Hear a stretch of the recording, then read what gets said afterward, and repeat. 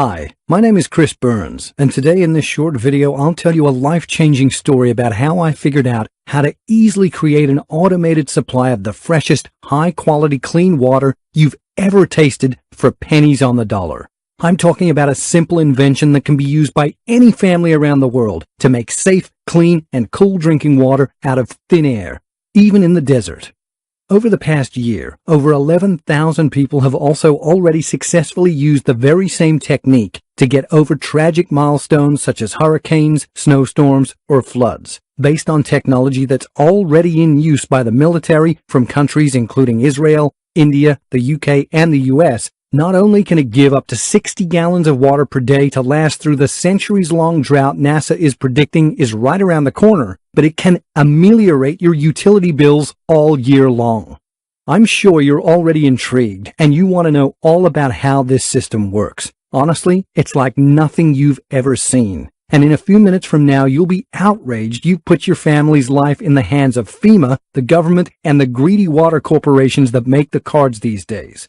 So you absolutely need to watch this short presentation today while it's still up. I don't know how much longer I'll have this free presentation online, so watch this right now while you still can. Before we continue, let me tell you who I am and how it all started.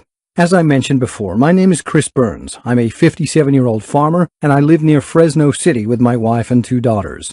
Folks who live here know that water shortages due to droughts in the area are somehow of an issue, and we've been fighting them for years. And we've never liked how our officials are handling the situation by introducing laws that force us to cut our usage or by raising the prices for something everybody should afford, like having a clean, non-disturbed water supply without restriction.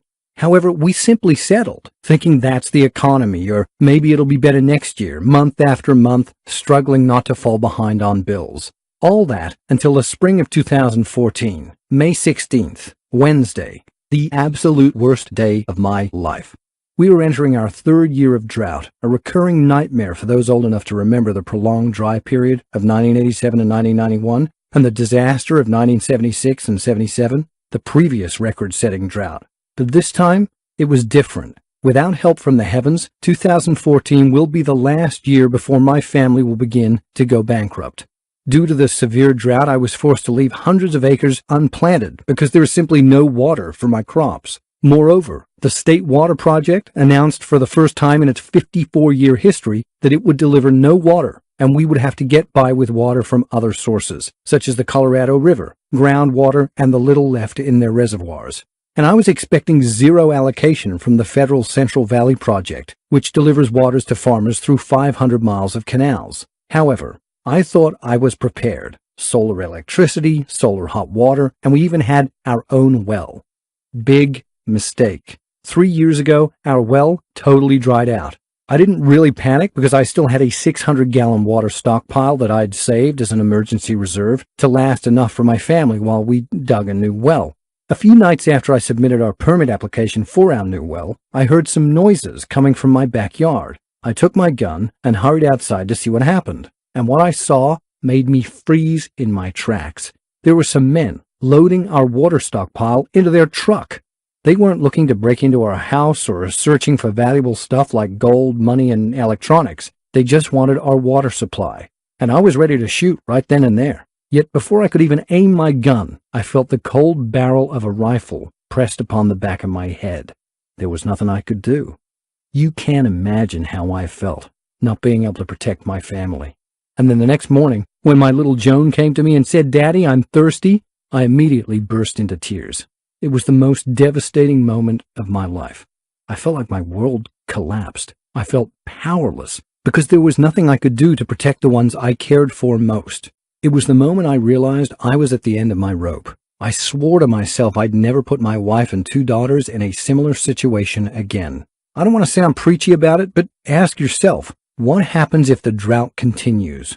What are we going to turn into? Are there going to be killings over a sip of water? Humanity is already on the verge of dehumanization due to hard times that continue to weaken all of us. Listen, the drought so far left unchangeable consequences, and there are no signs that it would get better. Water is rapidly becoming the new oil, and people are starting to look at water much like a new gold rush. The situation has grown so dire that the U.S. Office of the Director of National Intelligence now ranks water scarcity as a major threat to national security alongside terrorism. This means that every year, competition for a clean, copious supply of water for drinking, cooking, bathing, and sustaining life intensifies. Sadly, the competitors include thieves, big corporations, and even our government. Yet, how did we get in this life-threatening situation? The first reason is that most of us take water completely for granted. We tend to think of water only as it's coming out of our tap in the morning when we're brushing our teeth or washing vegetables or whatever. But in fact, water is embedded in everything we use and buy and do throughout the day. Your morning shower takes 17 gallons of water, and growing the coffee beans for your cup of joe took upwards of 34 gallons, and it takes 13 gallons of water to generate 1 gallon of gas.